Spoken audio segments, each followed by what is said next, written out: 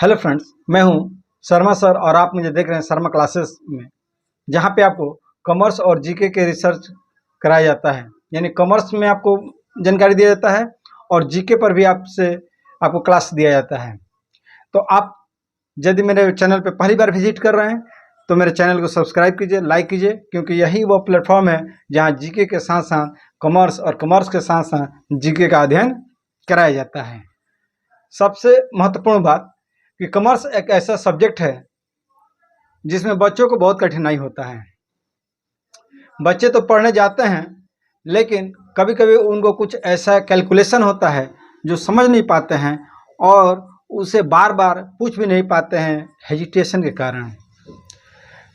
तो वैसी कंडीशन में यह वीडियो उनके लिए बहुत ही फायदेमंद और रामबाण इलाज होगा, क्योंकि वह इस वीडियो के माध्यम से कॉमर्स में जो भी उनका कैलकुलेशन नहीं समझ में आता है या समझने से बच गए हैं और उसे फिर से जानना चाहते हैं, तो इन सब वीडियो के माध्यम से वह कॉमर्स के एक एक पॉइंट पर आसानी से अपने क्यूरी को समाधान कर सकते हैं। ठीक है, तो उसी क्रम में आज मैं आपके लिए लाया हूं calculation of expenditure involving stock. Stock का एक्सपेंडिचर में इन्वॉल्विंग जो है उसका कैलकुलेशन कैसे होता है और उसको कैसे निकालेंगे, उसी विषय पर आज हम चर्चा करेंगे। कुछ पॉइंट बताएंगे कि इसमें क्या क्या ऐड होता है, क्या क्या लेस होता है, और लास्ट में जाकर कैसे actual expenditure for the accounting year निकलता है, यानी कि एक्चुअल एक्सपेंसेस कैसे निकलता है। तो ध्यान दीजिए और मेरे वीडियो से जुड़े हैं तो वीडियो का स्किप मत कीजिएगा, क्योंकि स्किप कीजिएगा तो बहुत ही इंपॉर्टेंट चीज़ आप मिस कर जाइएगा। ठीक है ना, तो वीडियो को बिल्कुल स्किप नहीं करना है, पूरा एंड तक देखना है, तभी आपको समझ में आएगा कि इसका कैलकुलेशन कैसे होता है। तो आइए, सबसे पहले हम जो भी सवाल होगा उसमें हम ढूंढेंगे payment as per receipt and payment. ठीक है ना, रिसीट एंड पेमेंट के हिसाब से पेमेंट क्या है उसको हम ढूंढ लेंगे। जब वो मिल जाएगा आपको तो उसको लिख लेंगे, पहला काम। ठीक है ना, दूसरा काम इसमें होगा कि ओपनिंग स्टॉक को इसमें ऐड कर लेंगे। आपके सवाल में दिया रहेगा ओपनिंग स्टॉक, उसको ऐड करके नीचे लिख लेंगे। उसके बाद इसमें से क्लोजिंग स्टॉक अंतिम रहतिया जो होगा उसको घटा लेंगे, और घटाने के बाद जो आएगा उसको फिर नीचे यहाँ लिख लेंगे। ठीक है ना, अब इसके बाद आता है कि creditors and outstanding expenses at end of year, यानी कि साल के अंत में कितने लेनदार रह गए और कितने का बकाया रह गया खर्चा, उन सबको हम इसमें ऐड कर लेंगे, और ऐड करने के बाद फिर उसको यहाँ घटा के हम लिख देंगे। समझ रहे ना, क्रेडिटर्स यानी लेनदार वह व्यक्ति जो उस संस्था को कुछ उधार दिया होगा या उधार क्रेडिट पर कोई सामग्री या वस्तु दिया होगा, उसका भुगतान नहीं हुआ तो उसको हम प्लस कर लेंगे। उसी प्रकार कुछ बकाया रह गया, मान लीजिए कोई आपका सैलरी हो गया या आपका कोई ऐसा खर्च है जिसको लिखना था, जिसको करना था, लेकिन किसी कारण से वो भुगतान नहीं हो पाया, उस आउटस्टैंडिंग एक्सपेंसेस को इसमें लिख लेंगे और इसको लिखकर जोड़कर ला लेंगे। फिर इसमें लेस करेंगे, घटाएंगे क्या, creditors and outstanding expenses in the beginning year. अगर शुरुआत में अगर किसी प्रकार का क्रेडिटर्स और आउटस्टैंडिंग का भुगतान किया गया है, शुरुआत में व्यवसाय प्रारंभ करने के समय अगर किसी क्रेडिटर्स को और किसी आदत बकाया को भुगतान किया गया है तो उसको से इसमें घटा लेंगे। क्यों? क्योंकि साल के अंत में हम क्रेडिटर्स और आउटस्टैंडिंग का जो बकाया था उसको हम भुगतान जोड़ रहे हैं, तो जो शुरू का होगा क्रेडिटर्स, ध्यान दीजिएगा, जो साल के अंत में होगा क्रेडिटर्स और आउटस्टैंडिंग में उसको जोड़ेंगे, और जो बिगनिंग होगा, जो शुरुआत का होगा, उसको हम घटाएंगे। कंसेप्ट क्लियर हो रहा है ना? यानी कि क्रेडिटर्स और आउटस्टैंडिंग में बहुत कंफ्यूजन होता है, तो आप यह गांठ बांध लीजिए कि जो साल के अंत में हुआ रहेगा खर्च उसको हम जोड़ेंगे और जो साल के प्रारंभ में हुआ होगा उसको हम घटाएंगे। Clear concept?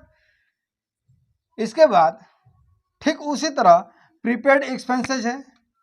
प्रीपेड एक्सपेंसेस जो बिगिनिंग में, जो प्रारंभ में हुआ है उसको हम जोड़े। प्रीपेड मैंने समझ रहे हैं ना कुछ ऐसे भुगतान जो ज़्यादा कर दिया गया है, पहले ही कर दिया गया है, ठीक है ना। करना था 2 दिन बाद पेमेंट, आज ही कर दिए, कहीं कल 2 दिन बाद पैसा रहे ना रहे क्या पता, तुम आज ही ले लो। तो इस तरह के पेमेंट को प्रीपेड करते हैं। ये आसान भाषा में आपको समझा रहा, एकदम समझिएगा कि आपके घर में जो भाषा इस्तेमाल किया जाता है उस तरह के भाषा को हम इस्तेमाल कर रहे हैं, क्योंकि यदि मैं स्टैंडर्ड भाषा का इस्तेमाल करने लगूंगा तो फिर आप कंफ्यूज हो जाएगा। और यह जो चैप्टर है यह मैट्रिक से पास करने के बाद जो इंटर में आते हैं उनके लिए है, इसलिए उनके लिए बिल्कुल नया सब्जेक्ट है, उनको एकदम सरल भाषा में समझाना ही मेरा मुख्य उद्देश्य है। इसके बाद इसमें जो prepaid expense at the end year, अगर साल के अंत में कोई इस तरह का खर्च किया गया है तो उसको हम घटा लेंगे। शुरू का प्रीपेड जोड़ लेंगे और लास्ट का प्रीपेड को हम घटा लेंगे। इतना करने के बाद जो बचेगा वह actual expenses for the accounting year, तो उस वर्ष का वह एक्सपेंसेस होगा, उस वर्ष का यह एक्सपेंसेस होगा। तो यही है आपका एक्सपेंसेस का कैलकुलेशन। तो मुझे उम्मीद है कि आपको यह समझ में आया होगा। यदि नहीं समझ में आया होगा तो मेरा नंबर डिस्प्ले कर रहा है, उस नंबर पर भी आप हमसे संपर्क कर सकते हैं, या आप मेरे डिस्क्रिप्शन पे जाके मेल आईडी पर भी मेल कर सकते हैं, या कमेंट बॉक्स में आप हमें कमेंट भी कर सकते हैं, ठीक है ना। और बाकी इससे रिलेटेड जितने वीडियो हैं मैं इसके डिस्क्रिप्शन में डाल दूंगा, आप बारी बारी से एक एक करके देख लीजिएगा। जो कि मान लीजिए ये तो एक कैलकुलेशन है, इसके पहले हमने इंश्योरेंस पे कैलकुलेशन डाला है, इसके ऊपर हमने सैलरी का कैलकुलेशन डाला है, ठीक है ना। तो इस तरह से जो कैलकुलेशन हमने लगातार 3 कैलकुलेशन पीछे डाला है उसका भी मैं लिंक इस वीडियो में दे दूंगा और आप आसानी से सारे कैलकुलेशन को समझ लीजिएगा।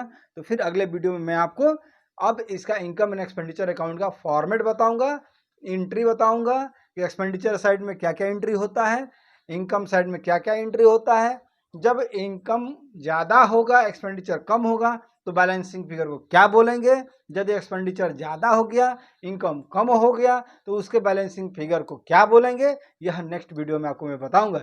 इसीलिए मेरे वीडियो से जुड़े रहने के लिए और आपको हर जानकारी कोई छूट ना जाए उसको समझ लेने के लिए या जान लेने के लिए मेरे वीडियो को लाइक, सब्सक्राइब एंड शेयर जरूर करें।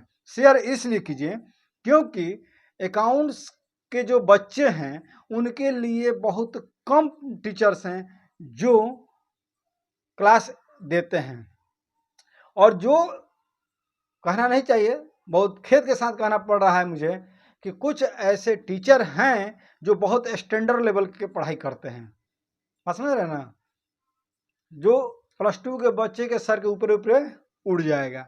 तो वैसे नहीं पढ़ाना, हमको सिलेबस को ऐसे पढ़ाना है कि वो उसकी तैयारी कर सके, आप समझ रहे हैं ना।